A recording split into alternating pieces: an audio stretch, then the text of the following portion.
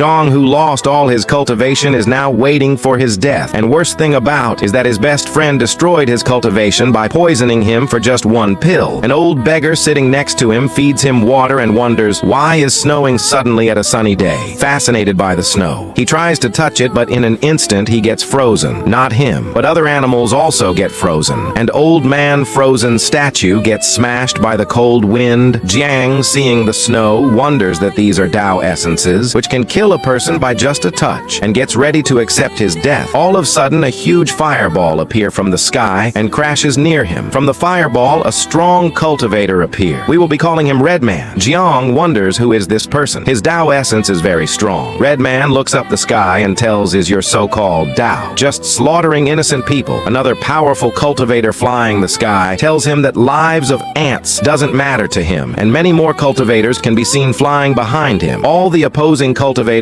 activate a spell with ice-flying arrows. Red Man, to confront them, throws a sphere of fire. His fire negate all their combine attack. The Iceman himself take action and freezes his fire sphere. Red Man jumps forward with his sword to cut him, but is interrupted by flying blades thrown towards him. Another strong cultivator joins in the fight and tells Red Man that he is very strong despite fighting a legion of cultivators, and if it wasn't his family betraying him, they could have never touched him. Iceman orders the others to activate the formation. All the disciple gather and activate the formation. Snake appears due to formation surround Red Man. Despite being surrounded, he can't attack the snakes since snakes grow two heads if they are cut. Iceman, seeing this opportunity, attacks the Red Man with a freeze spell, which freezes the Red Man with all the other snakes. Before they celebrate for their victory, a white light flashes from the frozen Red Man and breaks all the frozen snakes and launches a wide-ranged attack. His fire changes into flowers. Seeing this, one cultivator laughs. That what kind of lame attack is this, and touches the flower. In a second, he is reduced to ashes. Then an all-out attack begins between them, brightening the cloudy sky. On the ground, while lying, Jiang thinks, who exactly are these people? They are so powerful. Red Man, seeing no choice, uses a life-threatening spell, a fire dragon, and shoots it towards the ice cultivators, killing many of them and injuring the Iceman, even melting the sacred artifacts of other cultivator, and his form is completely changed into a large fire giant. Iceman again tries to use his freeze spell to freeze him, but his spell can't activate. Because of the extreme heat, the winged man tells him that they should retreat. Red Man is now engulfed in a ball of fire and laughs crazily that there is no retreat. Only death awaits them, but his head gets cut off by a sword strike, and his head falls to the ground, melting the ground. Sword strike doesn't stop there, smashing the sky, creating a huge sound. An elegant man flying the sky appears. Everyone calls him Li Yi. Iceman tells him that they are here by the order of Crown Prince, but before he finishes, a single glance from Li Yi scares the hell out of him. They in hurry takes Red Man head and fly away. Despite the head being cut off, the body is still flying. Li Yi crosses his finger and zoom in Red Man body, and with a boom, his body bursts onto pieces. Jiang, seeing all this scene, gathers his last bit of strength and convince himself that he isn't willing to die here yet, and he is to take revenge. Until then, he must remain alive. He pins all his hope on the belongings of the dead cultivators, that maybe these powerful cultivators have a pill which can save his dying body. He gets a meridian opening pill, which can help him get powerful. And this is the same pill which led to his betrayal by his fourth brother Fang. He takes the pill, which completely heals his body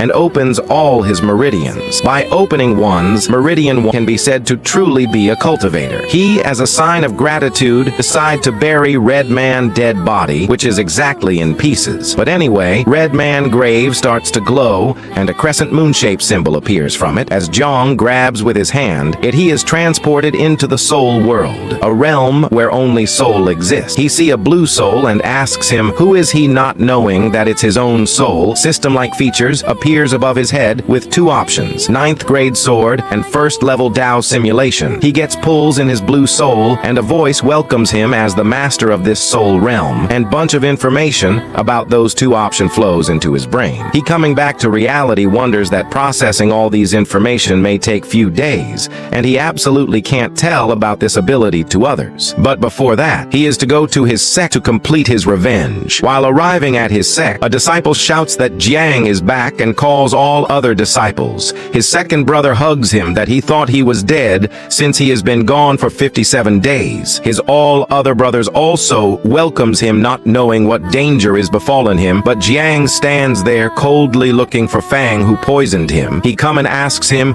where he was without telling anyone, and he was worried and acting like nothing happened between them. Jiang tells him for 57 days he was thinking about him. But was he really worried about him? Fang tells him that there is a misunderstanding between them. Jiang smashes the box that he has been carrying with him, and inside it, the butler which poisoned him by the order of Fang. He tells everyone that he has worked very hard and secure a precious pill, but his brother poisoned him and took his pill while leaving him to die. In an instant, Fang takes his sword and kills his own butler. That how dare a mere servant poisoned his dear brother. He tells Jiang that this was all his butler plan, and he isn't aware of this. But Jiang tells him that he knew you would kill him. That's why he is another evidence. Fang begins to show his acting skill and kneel to the ground and gives his sword to Jiang that he can kill him if he wants. Everyone starts to sympathize with him. Jiang takes out his own sword, that he will kill him with his sword. He swings his sword with the intention to kill him, but Fang dodges it. Seeing this scene, his other brother get angry that, "Why? Brothers are killing each other," Fang asks. Will he really kill his brother? Just hearing the word brother flips Jiang,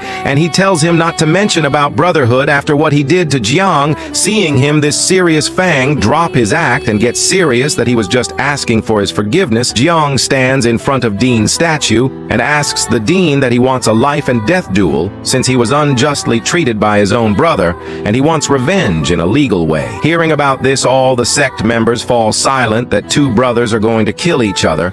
A huge wind surrounds the disciples, and a man flying in the sky appears that he is permitted the life and death duel with just a wave of his hand. Tree roots appear from the ground and forms a platform for life and death duel. Fang, seeing this, thinks Dean himself is approved of this duel, and even if he wins this duel, his death is confirmed since the sect will investigate their case and they will found about his plan. So he tries to escape from the arena, but Dean stops him. That rules are rules, and he can't leave. Fang tells Jiang that he isn't dead, so why he doesn't drop this case, and that he just wanted to be stronger and attacks Jiang.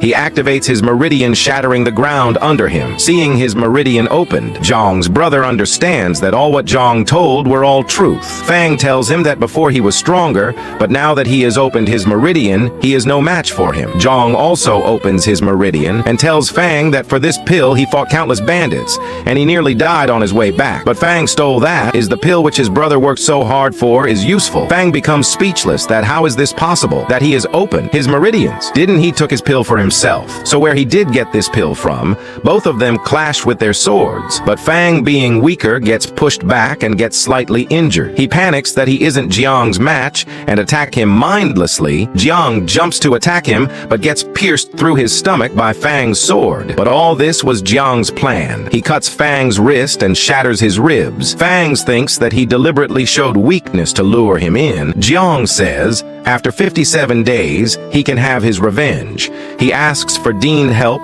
that he is a member of one of the largest family in his area, and he can't be killed. But Dean tells him that rules are rules, and he has to be killed for this duel to end. Fang pleads for his life from Jiang, that he was compelled by his father to reach the meridian opening realm, and he has the hope of his all family. But Jiang is just an outer disciple, and he has no such responsibilities, that for 57 days he was sorry and he couldn't sleep due to guilt for what he did to Jiang. But Jiang doesn't listen to him and put a sword to his guts, killing him. After killing him, Jiang again enters the soul realm, and he can feel that he has become stronger, and it's all due to his ability for eating Fang's Tao essences. Dean orders him to follow him to his room and tells the other to disperse. Dean advises him that he was too hasty to kill Fang. He should have waited for the sect to investigate about his situation. Jiang tells him he understands, but in 2 days, inter-sect competition is held, and Fang will surely get a powerful teacher, and by then he can't do anything to him. Today was the perfect opportunity, Dean tells him, but he doesn't get one thing. How did he get a meridian opening pill since his pill was taken by Fang? Jiang tells him that he got it from the corpse of the Red Man and tell the whole scenario, but hides the fact about the soul realm and his system-like ability. Dean gets angry that a big battle took place in his sect boundary, but he couldn't detect anything. After meeting with Dean, he returns to his old building where all his 5 brothers lived together. But now all their relationship are in shambles due to just one mishap. Jiang dreams of his childhood, and Immortal appears in front of him and offers him to be his disciple, but another kid pushes back and urges the immortal to take him, his disciple, instead of Jiang. Being a kind nature kid, he tells Immortal that they both can cultivate together as their master, but Immortal refuses him, that he only take one disciple. Other kid pushes Jiang off a cliff to die. Immortal tells him Jiang that other kid heart may be not kind as him, but he is more cruel than Jiang, so he will take that kid, his disciple. Since the path of cultivation is all about fight, Jiang woke up drenched in sweat at this dream again. He walks out from his room and asks a fellow sect member that